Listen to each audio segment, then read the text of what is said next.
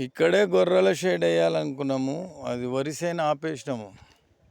As per government orders అంటే request లాగా చెప్పారు. ఆ రిక్వెస్ట్కి మేము సరి చేసాము అంతే.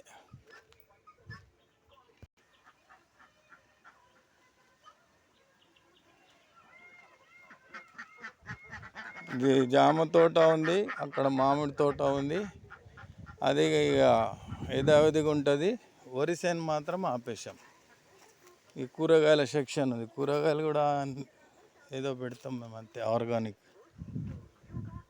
ఈ వరిసేను ఆపేసాం ఈసారి. ఇక గొర్రెలు పెంచి గడ్డి గిట్టి వేసుకుంటాము అంతే. Bye, take care.